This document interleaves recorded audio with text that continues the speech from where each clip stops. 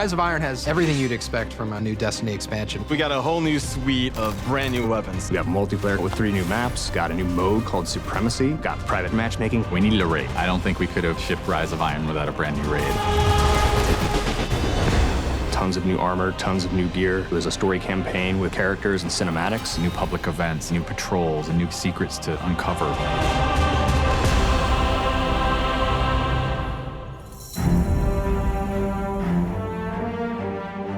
Rise of Iron's about looking at this story that's existed in the Destiny universe, this character, Lord Saladin. I am the lone sentry, and my watch is eternal. It's this journey to understand the past, what happened to these great heroes. The Iron Lords are gone, but our fight is far from over. And through that process, you're saving humanity, you're becoming an Iron Lord yourself, you're getting to wield a giant axe.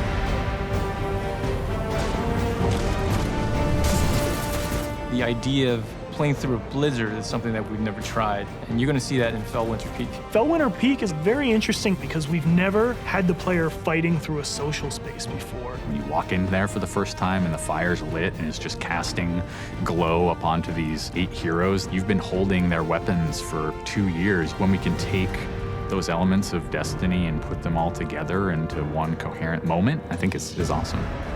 It is time to finish what I began so very long ago. Come, Guardian, help me give my friends the rest they deserve.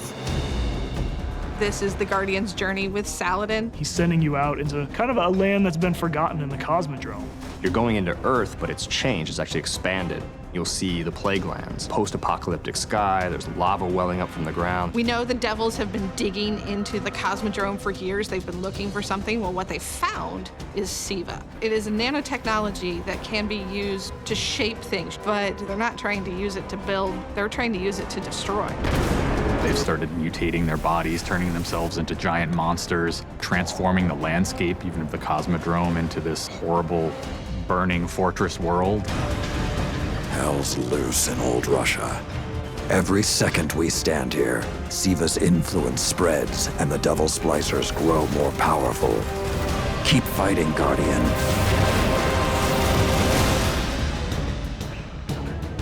After the campaign finishes, you have patrols that really tell the story of this continued infestation in the land. And we have a new strike that shows just what the Fallen are doing with the Siva. It's this spooky place called the Wretched Eye. There's this really neat boss encounter. A fallen captain has plucked an eye out of an ogre, affixed it to his weapon, and he's using that to sort of tase you out of your rat hole while this blind ogre just walks around trying to crush you. We also have a few reprise strikes that we're bringing back for players.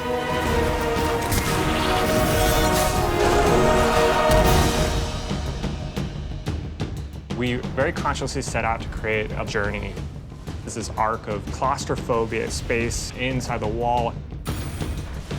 And then you get on top of it, and it's sort of this amazing breath of fresh air. You get this vista from the Cosmodrome, it's lit on fire, and there's this death Zamboni who's just trying to crush your bones to dust. This giant machine with a ball arm, spikes on it. What does it mean in a raid when you've got to run? I actually want that tension to exist. There's something really emotionally powerful about going on a journey, reaching to the top of the mountain, and then crashing back down, confined once again. I think players had a lot of fun when they played Court of Oryx on the Dreadnought, and so we wanted to create a similar type of experience in the Plague Lands, give it this different theme. You ready for this? Almost Thunderdome, Mad Max kind of feel, where you jump into the ring and the walls get closed off and then it's just fallen start pouring out. Here they come. And you get a giant flaming axe and you just start beating the crap out of guys.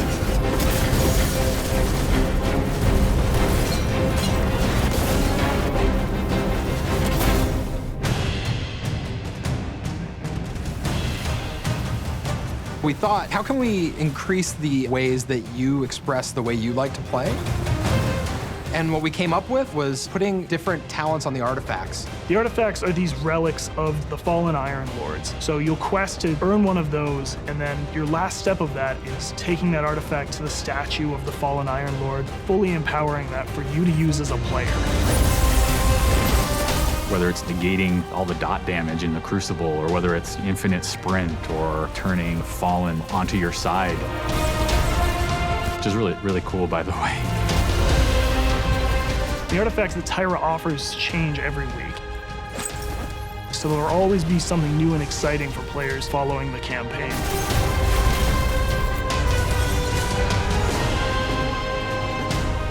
When you put snow, everyone thinks of pelts and cloaks and hoods. Wouldn't be a knight's tale without a knight's armor. When you look at the Iron Lords and you look at the Raid set, you look at the Iron Banner set, or you look at Trials of Osiris, they're all new with a much wider palette that players can pull from. And when you throw ornaments on top of all that, we're gonna see a lot more variety in gear. So the ornament system is this really cool thing that lets you take some of your favorite pieces of gear and then you customize this weapon the way you want it to be. You got your raid weapons, we got your Iron Banner, we got new exotics, old exotics. Do you like sidearms? We got all the sidearms this time around. Gallahorn, enough said. Coming to the Crucible and Rise of Iron is a new game type called Supremacy. Defeat your enemy, claim their crest. It's a fast-paced 6v6 game mode where every kill you get, Guardian drops a crest. Picking up the crest gives you points. Their glory goes to you, Guardian. It's a constant battle over picking up crests and making sure that you're with your team and not out of position. If you pick up an enemy crest, you deny the enemy those points. Excellent recovery. We have new maps. We always have new maps. There's Last Exit, lots of twists and turns, lots of really good close combat. Then there's Skyline, a Clovis Bray headquarters building on Mars. It's a symmetrical, large map. The last one is Floating Gardens, which is an open map. One thing we're really excited about in Rise of Iron is the introduction of private matches. Can't wait to see what people are gonna do. They're gonna be able to fire up whatever match they want, play with their friends, host tournaments, have fun arcadey games. They don't have to worry about our matchmaking stuff. They can do it all themselves.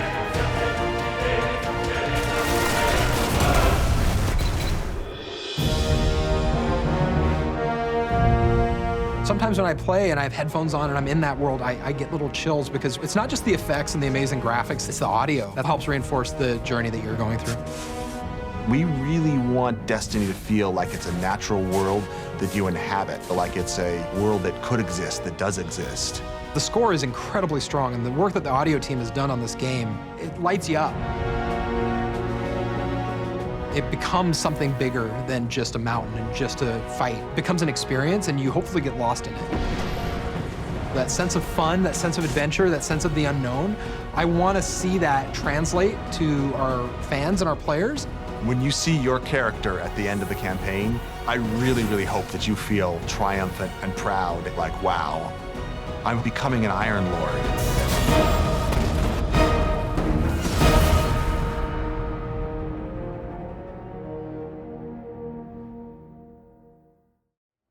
Greetings, Guardians. Welcome to the show, and welcome to our own little corner of Gamescom. We're coming to you live from Germany. I'm Deej from Bungie, and I will be the host of this live stream in which we reveal new details about Destiny, Rise of Iron. Or, as they say around these parts, Das Erwachen der Eisernen Lords. I'll get my score from Fuzzle after the show as to whether I pronounced that properly or not. So I hope you enjoyed the new Vidoc. Lots of details for any player of Destiny. Strikes, raids, a new story, rituals, and of course Crucible. Yes. Private matches. Yes, private matches. So we're going to play that Vidoc again at the end of the show. I know you want to see it again. I pick a new detail out of it every single time I watch it. Huge shout out to Jim McQuillan and the entire Fish Tank team at Bungie for putting together the perfect opening for our multimedia festivities here. So we're going to play that again at the end of the show. We're going to upload it to YouTube so that you can watch it, screenshot it, watch it again. But don't scurry off to do that just yet. Please sit tight with us right here on stream because we've got a lot more to share with you about Destiny Rise of Iron, including private matches. Private matches. I'll say to you what I said to Christopher Barrett and Scott Taylor at in the original reveal. On behalf of a grateful Guardian nation, I thank you. Welcome, I Deej. thank you. You're welcome. This will change everything. So I have on the hot seat this time Lars Bakken and Steve Cotton. If you've watched our streams in the past, you know these guys. I work at Bungie because of the action these guys created, multiplayer action in former Bungie games. I've been jumping through your hoops for almost a decade now. So let's introduce you to the people in our audience who may not have gotten acquainted with you previously. Lars, talk to them about what you do at Bungie. Sure. I'm a design lead on the Crucible, and so that means all up everything there. So maps, modes, events like Trials of Osiris, Iron Banner, and also inclusive of all the new stuff, the new maps we have in Rise of Iron, Supremacy, and of course, private matches. Private matches. Yes. And Steve Cotton. How you doing, Deej? Back from the reveal stream where we That's showed right. the It's world only the a couple Galler weeks Wing. ago. Yeah, exactly. It seems like just yesterday.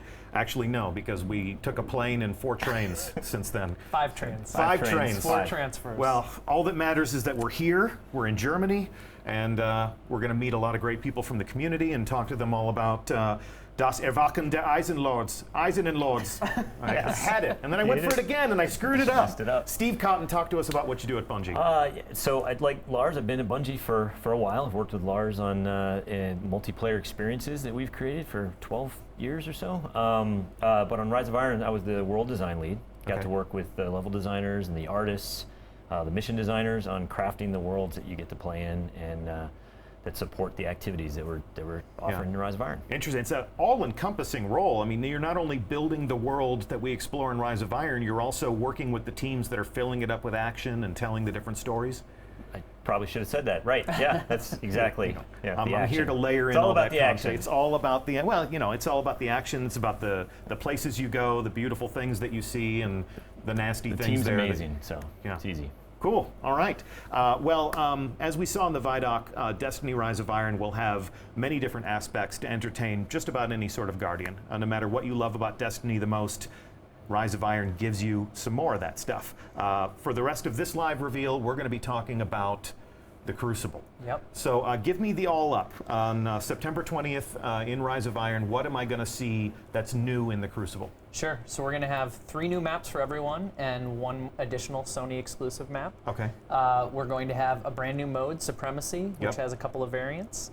And then we're also going to have private matches. Private matches. Now we're going to be using private matches today as part of this live stream to show you how Supremacy plays out.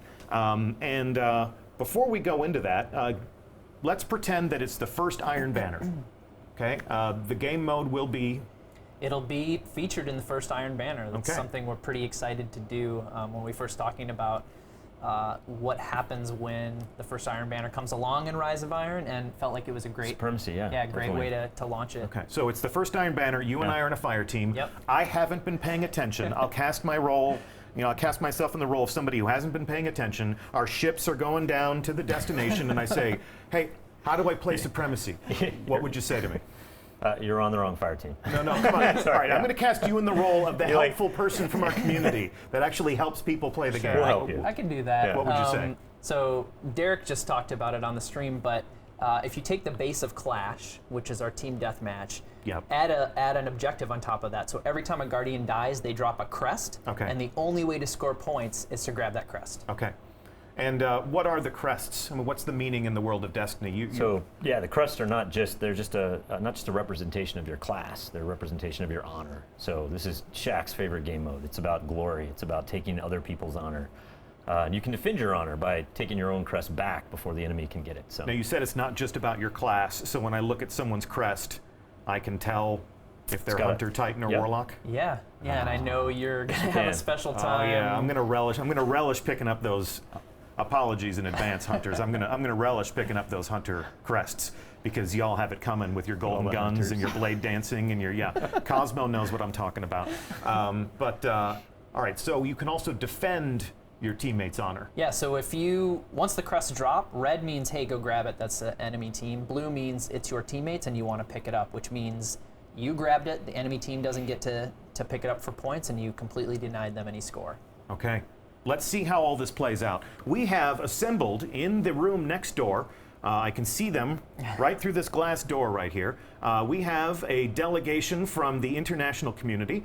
There they are, and we have 2 teams assembled to fight for glory and honor.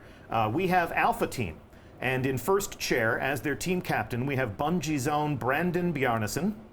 How you doing, Brandon? We have Lean from Zombie Factory. We have Story Machine. How you doing?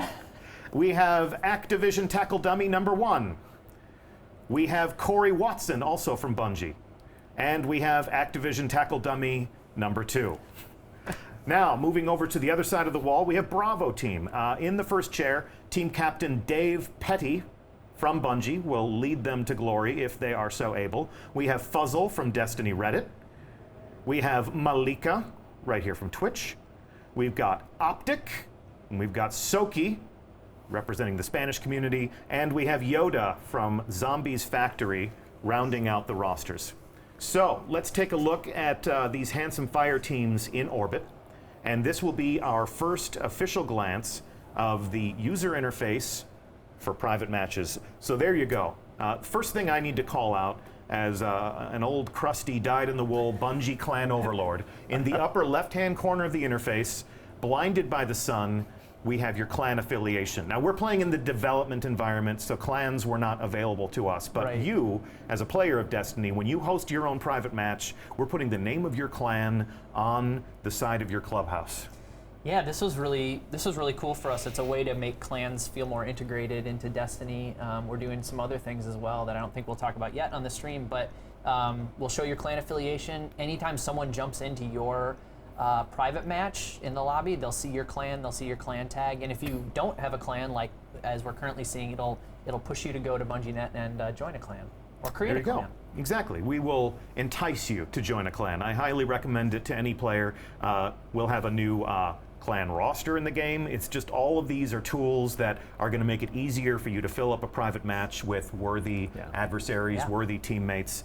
We're looking forward to clan challenges against each other, friendly pickup matches. The only other thing I'll call out before we launch is we can see the roster. Everyone piles into this room. They form up into two teams. They can use the L1 or R1 buttons to flutter between teams. You can see Brandon doing that for us. So he could switch teams that easily.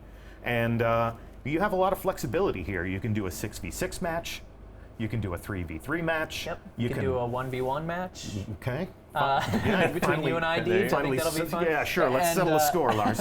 And the other thing we won't show on the stream is you can start a match by yourself. Really? Yeah. So if you want to go in and check out the new maps, if you want to go in and see where the ammo crates are, how Practice the game types your work, jumps. or you just want to sit and watch the Traveler, in Twilight Gap, like go for it. Sure. You got a private soundstage for your own creativity.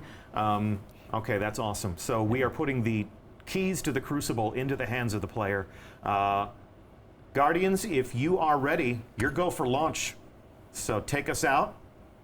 And thus begins the first official private match with the Destiny community. This is a special moment, and I thank you for it. It's exciting. So as they take off here and make their way down to the destination, Steve Cotton, talk to us about the world that we're going to visit. Yeah, so this is Floating Gardens, one of the new maps in Rise of Iron. Yeah. It's a Vex map on Venus, but it actually has a really interesting history. Way back in the days of Destiny 1, when we were first making Destiny and making Venus, we had concepted a lot of different areas that we wanted to go to. One of which was called the Well of Iron, no relation to the Iron Lords. It's Well of Iron, and it's where the Vex would dump their fallen comrades into this pool of data milk.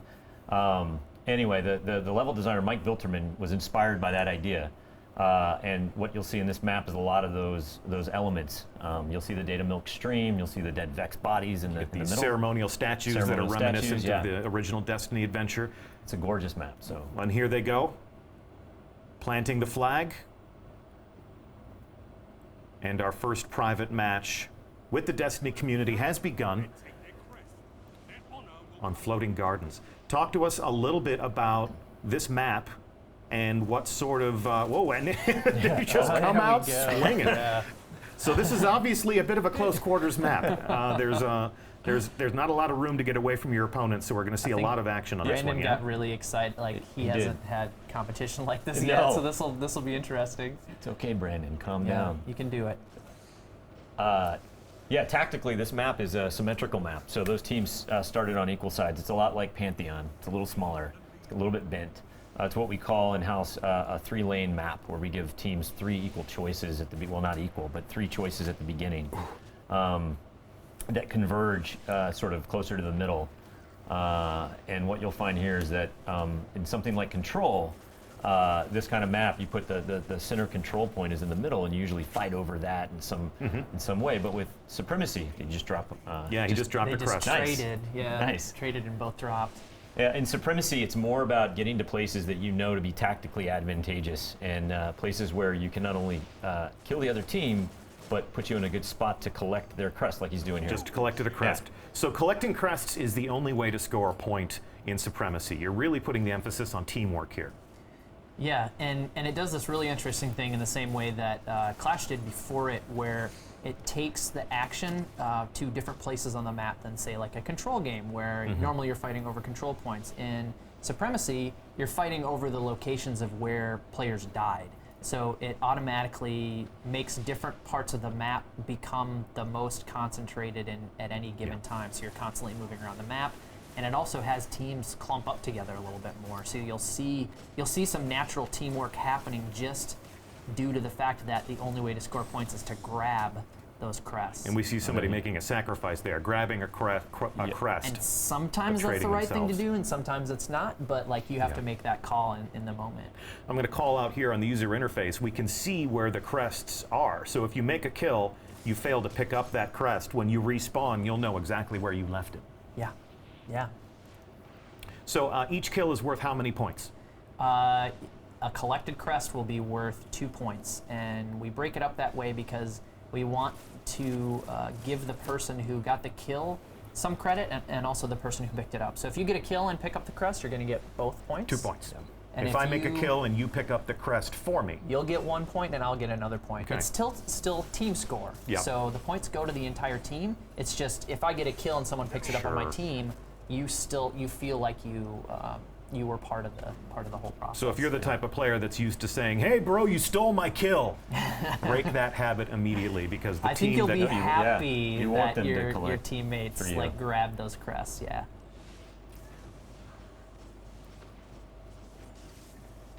Boom. There we go. So like a nice close quarters kill is nice, because if you use a shotgun or if you use something like Fist of Havoc, your downed crest is going to be right in front of you. Snipers are going to have a harder time with this. They're definitely going to need to collaborate with their teammates to do that collection work. Yeah, you can't just sit on one side of the map or down a lane, snipe away, and then expect to be super effective. If you don't have someone that is collecting those crests on your team, then you're effectively just wasting sniper bullets.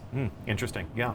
And we can see also that the most skilled teams in this variant are going to hunt in packs. What was it we used to say? The strength of the wolf is the pack. Is the pack. Yes. So obviously you don't want to clump up too much, otherwise you become 2 or 3 free crests.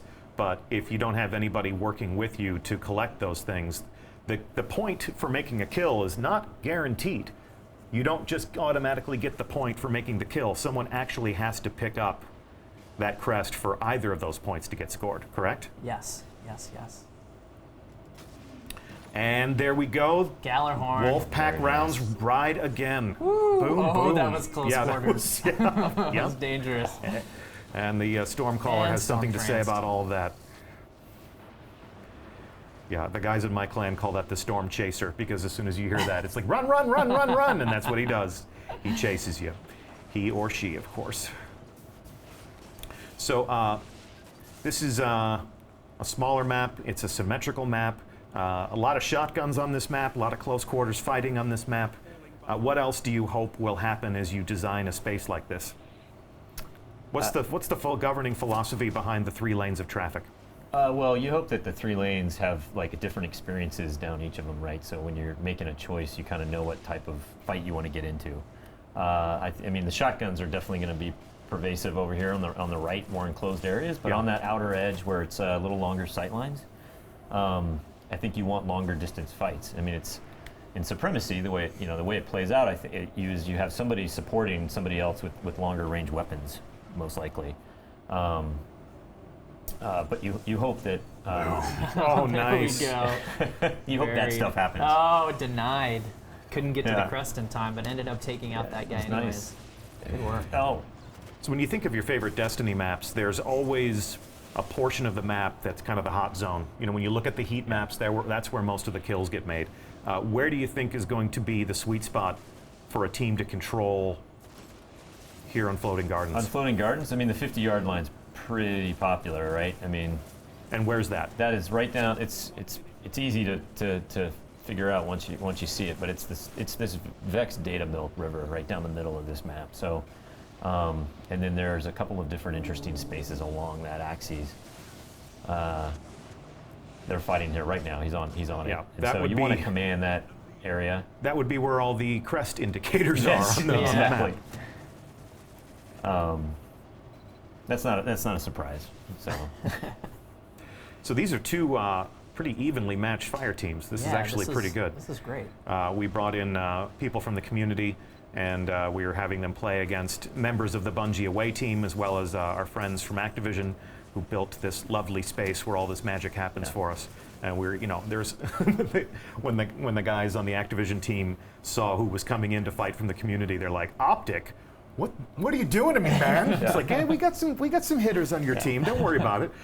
Brandon's got game. He's probably one of the most skilled Bungie employees in the studio. In which case, we're definitely going to form up our own Bungie team and get in on some of this private matches action.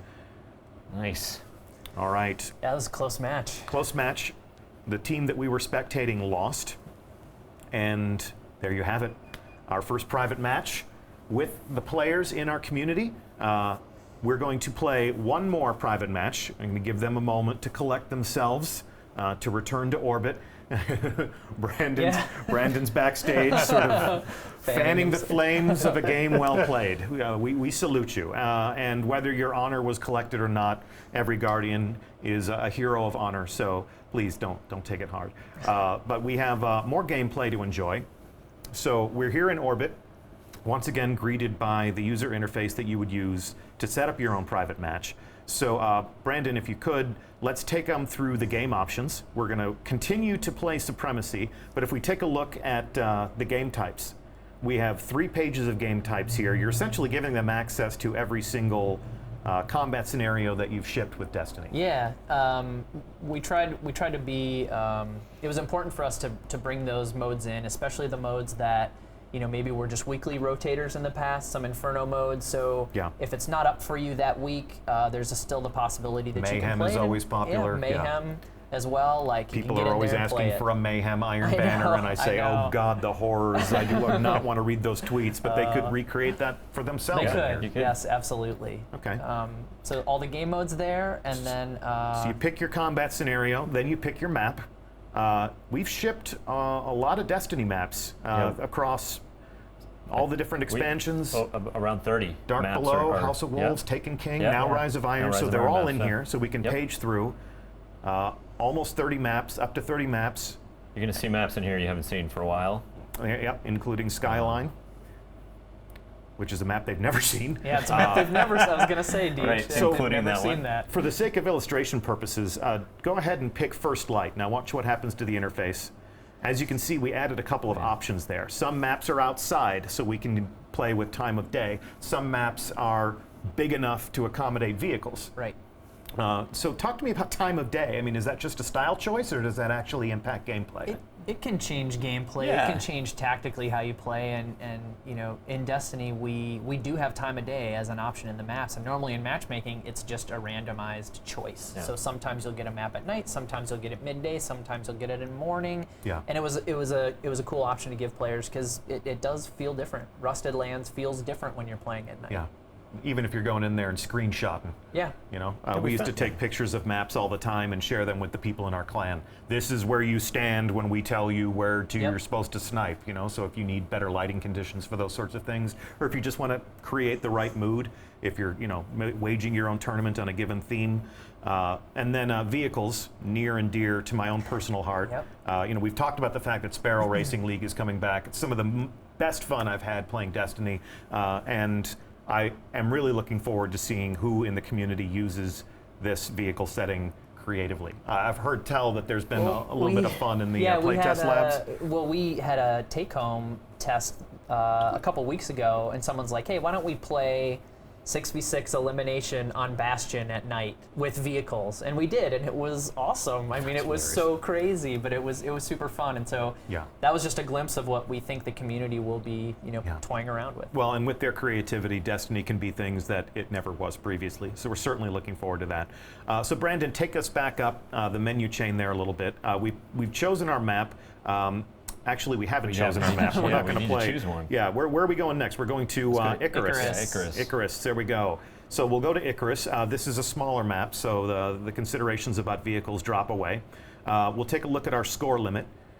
You can design your own duration of play. This can be a long match. This can be a short match, and then there is, of course, the time limit. Brandon's pretty optimistic with the score. I know. Yeah. So for our purposes, we wanted these to be 7-minute matches. Yeah. That way we guarantee that the match ends in a timely fashion, but we didn't want it to end sooner, so we pushed out the kill count way out. So that's our logic in creating this private match. Perhaps you'll make different decisions as you start to set up your own private matches. With that, I think we look good, yeah? Is that what we want? Yeah, that looks good. Supremacy on Icarus, score and time. And then finally, we haven't talked about light level. If you're playing with a friend of yours and you're both max light and you want a 1v1 and you want to, you got something to prove, you want to settle some scores, go ahead and turn your light on. That makes this like Trials of Osiris or Iron Banner, where your light score plays a factor in the combat. If you want to turn that off, you want to enjoy your favorite year 1 weapons again, you want to host your throwback night tournament, you can just disable that stuff. That's what we're doing right now. This is the match that we want to fight, so you can dismiss your options. And once again, we're go for launch. Everyone ready? It's all yours. Take us out. So Icarus, Steve Cotton. All right, Icarus. Yeah. Where are we going? Icarus is it's a Warmind solar collector on Mercury. Okay. Again, the level designers, where they come up. This is a really fascinating story about where they come up with their inspiration, but. They were fascinated by real-world technology, these power towers, these heliostat sort of thermal like collectors that exist on Earth. They heat molten salt up to like 1,500 degrees. It's crazy. So, what better place to collect solar energy than Mercury? And it's certainly closer. Yeah, it's a little. It's probably. Yep. But they and they put it in a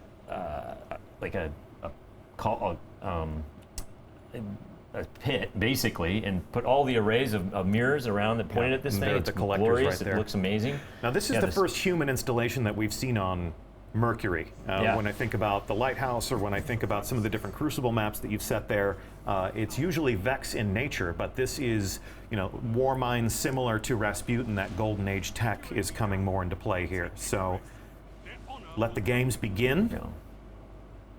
This is round 2 of Supremacy, and as the match plays out, talk to us a little bit about how the environment is impacting the gameplay. Looks like we've got our first blood right there. This one's a little bit tighter than Floating Gardens. Is this a symmetrical map? This is a radial map. A radial map? Or like you say round. A round map. Circular in nature. No, it's a radial map. Yeah. It's the interiors. It's a lot like Anomaly, but the exteriors are much more open. Again, this gorgeous skybox that the artists have created. Must be a Warmind thing. I mean, Anomaly is also a circular map, so the Warminds, they think in a circular fashion. All right, picking up those crests, putting points on the board. Nice. Yeah, running the table, sliding into the crest. You get style points for that? No, you don't, but you should. But you sure feel cool doing it. Like, so that was great. That was a denial right there. Yeah. So that could have been a double kill instead. So we can see down here in the lower left-hand corner, the user interface is telling us a lot about the combat. We can see Bravo team seizing quests. I want to say quests so bad. Crests. They're seizing the crests. So this just gives you an idea as to who's running the table, who's leading the match. Yeah, there's a couple things going on there too. We have audio cues for taking crests and denying crests. So not only are you seeing it in the kill feed down there, but you're also hearing it as well. So we want to have multiple ways that information is conveyed. Our chat room is also observing the fact that there are new medals, which is yes. I really meant to keep a sharper eye on chat to see how they were enjoying the fun, but amidst all the excitement, I forgot to look down. So hey chat, sorry about that. Lazy Summerstone, you called it. New medals 3 hours sleep in Supremacy. 3 hours sleep, 1 airplane, 4 trains. Oh. I did see that right there. 5 that guy's got 5 trains. Yeah, I just saw it. So should we talk about artifacts? We should talk about artifacts because I just saw that. I did too. So this is Brandon, right? He's playing. He's running. Yeah, he's running the hand cannon. Yeah, so he's got the artifact Memory of Perun equipped, which highlights enemies. The ones that are low on health, it highlights red, and the ones that are full on super, it highlights yellow.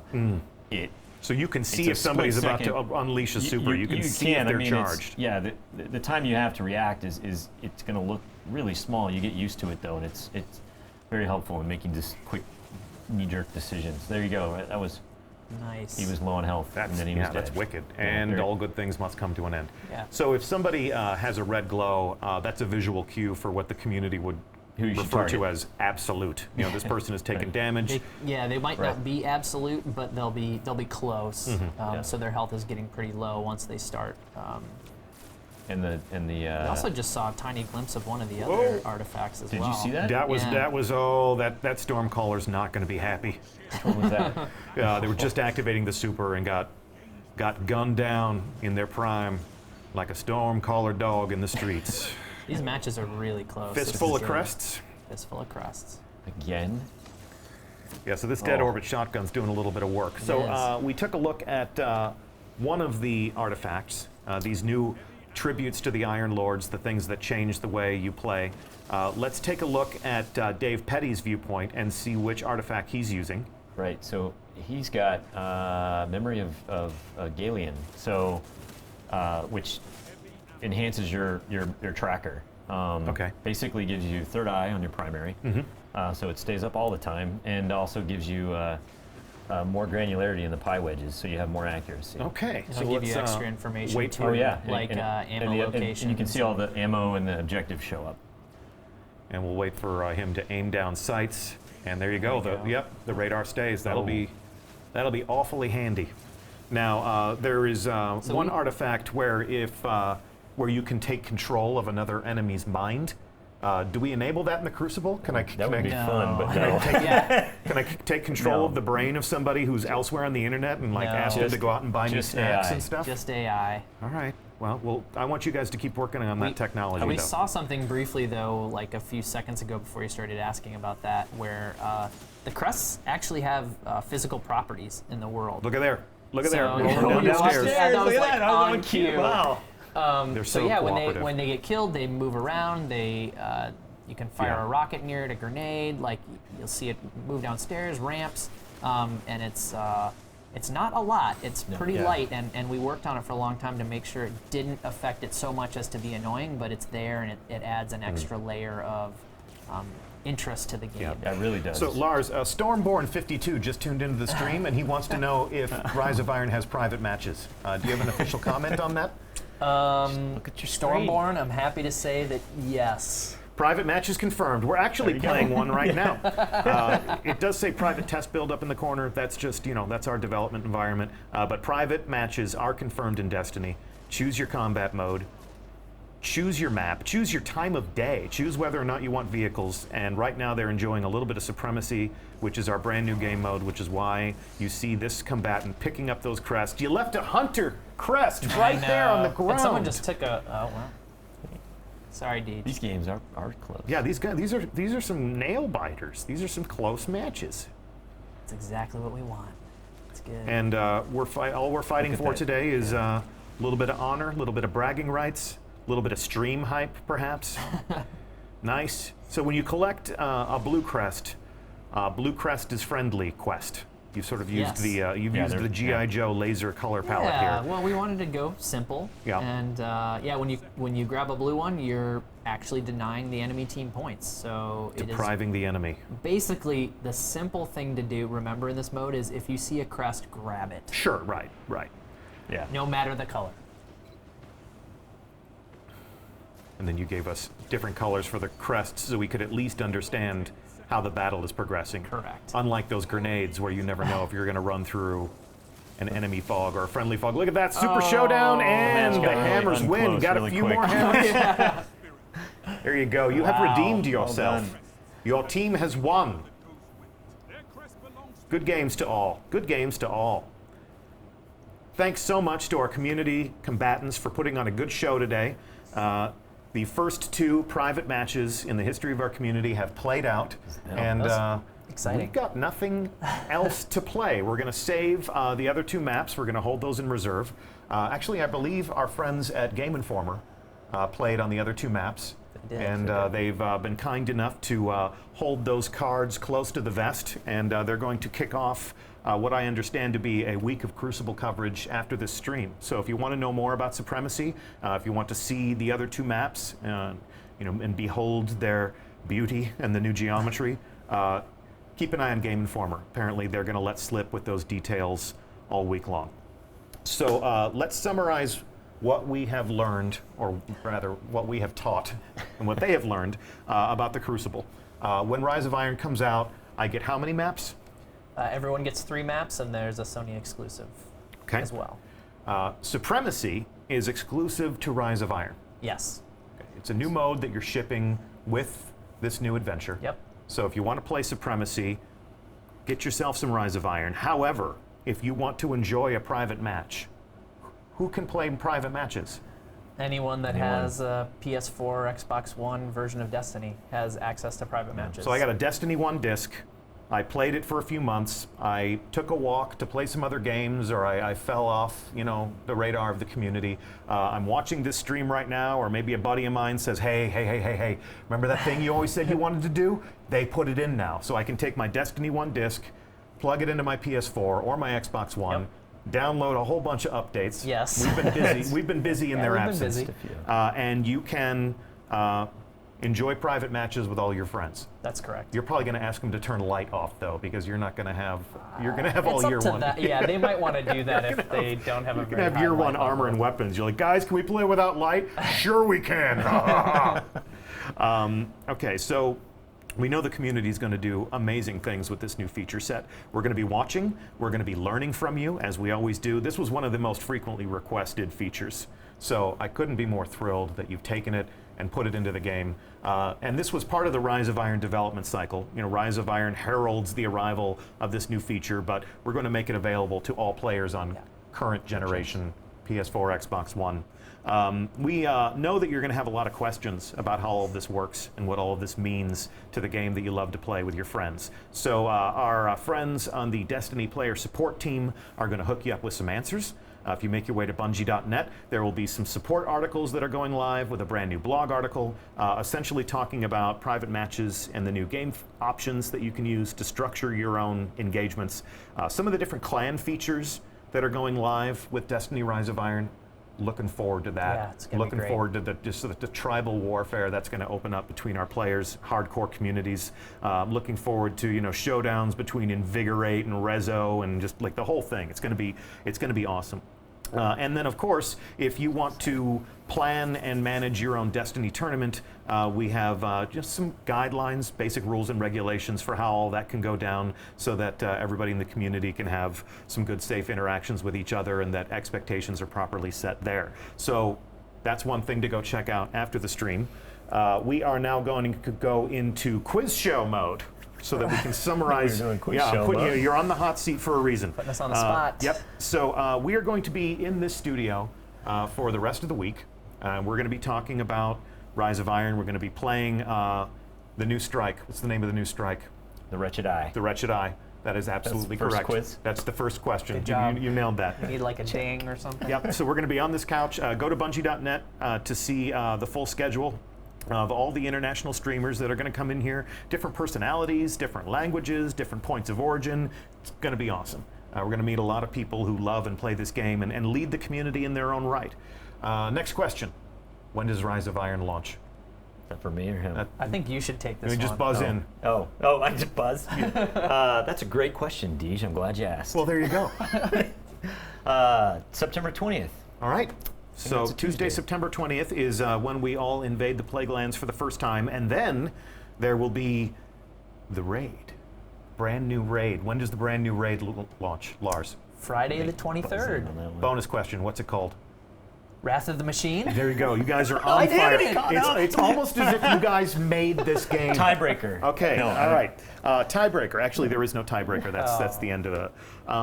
But if you're watching this and if you've missed out on one of the adventures to Destiny that we've released to date, and you want to play some catch-up, we have some different ways for you to do that. You may have seen a trailer for Destiny: The Collection. That's your catch-up bundle. It's all of the adventures that we have ever released in Destiny to date, including Rise of Iron, everything up to that point, Destiny, Dark Below, House of Wolves, Taken King, and Rise of Iron. If you're looking forward to investing deeply in the private matches, it's good to get all those maps into your inventory, or perhaps you just want to play and catch up and see what we've been up to while you've been away. If you don't want to play catch up, but you feel like your Guardian isn't combat ready, there's going to be a character boost so that you are ready for action, ready to run into the Plague Lands as soon as Lord Saladin says go. What else do we have? We have, as part of the Destiny The Collection, we have a digital upgrade path. So if you are one of our friends on a legacy console, mean to say a PS3 or an Xbox 360, if you own the Taken King on that system and you get yourself a shiny new PS4 or Xbox One, open up the digital marketplace on your new console, go to the PSN store, go to the Xbox Live Marketplace, you'll be able to buy Destiny The Collection at a discount. It'll detect that you have the Taken King, and it'll allow you to pick it up for $40. So we hope that makes it a little bit easier for you to continue your adventure with us. Wouldn't be the same without you. And this game is nothing without its community. I'm sure you agree. Agreed. Because you do great things for them. You do great things for them, fellas. So again, that's not all that we have planned. We put so much effort into building this lovely set, so we're going to get a lot of mileage out of it. There are going to be other people to come here and hang out with us. Looking forward to a lot of people from the community to come and tell us in their own words what they think of the Wretched Eye Strike and who knows what else. Thanks for watching. Thank you, gentlemen, for taking 5 trains to be with us here in Cologne and to show us everything that you've been working on. Thank you to our guest community combatants in the next room. You guys were awesome. And we thank you for watching. I already said that, but I'll say it again. So this is the end of our stream. It's time to fan out onto the internet and get yourself some more details. You can watch that Vidoc on YouTube. We're about to play it for you again right here. You can check out what Game Informer is saying about the Crucible, and it may well be that one of your favorite YouTubers was invited to our studio a couple of weeks ago to play these things for themselves. So their embargo should be lifting soon. But just check it out. If you follow the right people on Twitter, you'll see a lot of links to new information. I am Deej from Bungie. This has been Lars Bakken. Hello. This is still Steve Cotton.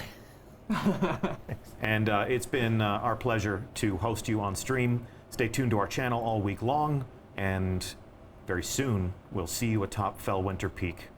Thank you for watching. Rise of Iron has everything you'd expect from a new Destiny expansion. We got a whole new suite of brand new weapons. We have multiplayer with 3 new maps, got a new mode called Supremacy, got private matchmaking. We needed a raid. I don't think we could have shipped Rise of Iron without a brand new raid. Tons of new armor, tons of new gear. It was a story campaign with characters and cinematics. New public events, new patrols, and new secrets to uncover.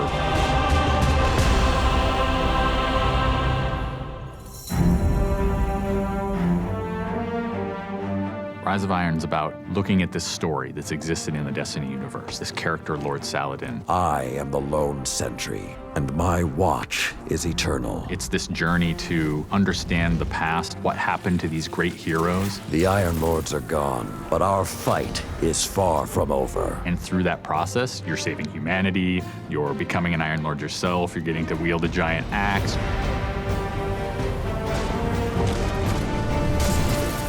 The idea of playing through a blizzard is something that we've never tried, and you're going to see that in Fellwinter Peak. Fellwinter Peak is very interesting because we've never had the player fighting through a social space before. When you walk in there for the first time and the fire's lit and it's just casting glow up onto these 8 heroes, you've been holding their weapons for 2 years. When we can take those elements of Destiny and put them all together into one coherent moment, I think is awesome. It is time to finish what I began so very long ago. Come, Guardian, help me give my friends the rest they deserve. This is the Guardian's journey with Saladin. He's sending you out into kind of a land that's been forgotten in the Cosmodrome. You're going into Earth, but it's changed. It's actually expanded. You'll see the plague lands, post-apocalyptic sky, there's lava welling up from the ground. We know the Devils have been digging into the Cosmodrome for years. They've been looking for something. Well, what they found is Siva. It is a nanotechnology that can be used to shape things, but they're not trying to use it to build, they're trying to use it to destroy. They've started mutating their bodies, turning themselves into giant monsters, transforming the landscape, even of the Cosmodrome, into this horrible, burning fortress world. Hell's loose in old Russia. Every second we stand here, Siva's influence spreads and the Devil Splicers grow more powerful. Keep fighting, Guardian.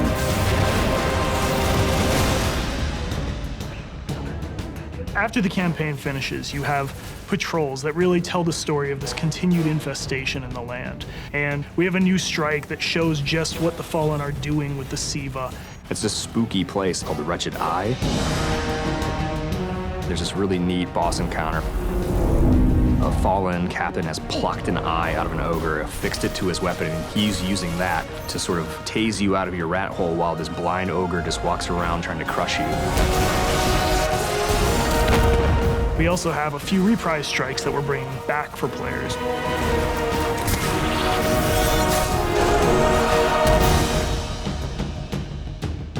We very consciously set out to create a journey. This is arc of claustrophobia, space inside the wall. And then you get on top of it, and it's sort of this amazing breath of fresh air. You get this vista from the Cosmodrome, it's lit on fire, and there's this death Zamboni who's just trying to crush your bones to dust. This giant machine with a ball arm, spikes on it. What does it mean in a raid when you got to run? I actually want that tension to exist.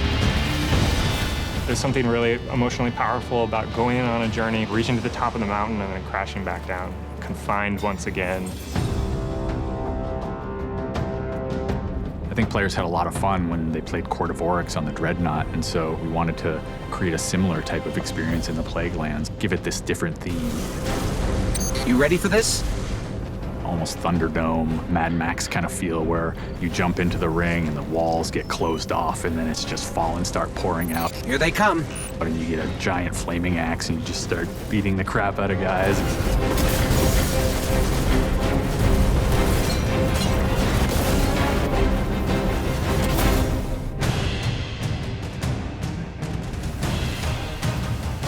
We thought, how can we increase the ways that you express the way you like to play? And what we came up with was putting different talents on the artifacts. The artifacts are these relics of the fallen Iron Lords. So you'll quest to earn one of those, and then your last step of that is taking that artifact to the statue of the fallen Iron Lord, fully empowering that for you to use as a player. Whether it's negating all the dot damage in the Crucible, or whether it's infinite sprint, or turning Fallen onto your side. Which is really, really cool, by the way. The artifacts that Tyra offers change every week. So there will always be something new and exciting for players following the campaign.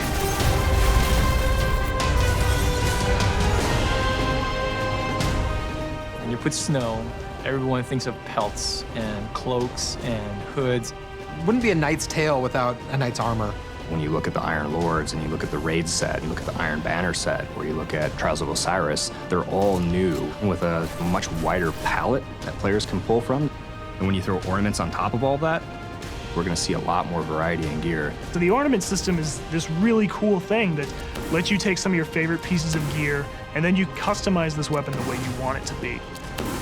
You got your raid weapons, you got your Iron Banner, we got new exotics, old exotics. Do you like sidearms? We got all the sidearms this time around. Gallahorn, enough said. Coming to the Crucible and Rise of Iron is a new game type called Supremacy. Defeat your enemy, claim their crest. It's a fast-paced 6v6 game mode where every kill you get, Guardian drops a crest. Picking up the crest gives you points. Their glory goes to you, Guardian. It's a constant battle over picking up crests and making sure that you're with your team and not out of position. If you pick up an enemy crest, you deny the enemy those points. Excellent recovery. We have new maps. We always have new maps. There's Last Exit, lots of twists and turns, lots of really good close combat. Then there's Skyline, a Clovis Bray headquarters building on Mars. It's a symmetrical, large map. The last one is Floating Gardens, which is an open map. One thing we're really excited about in Rise of Iron is the introduction of private matches. Can't wait to see what people are going to do. They're going to be able to fire up whatever match they want, play with their friends, host tournaments, have fun arcadey games. They don't have to worry about our matchmaking stuff. They can do it all themselves.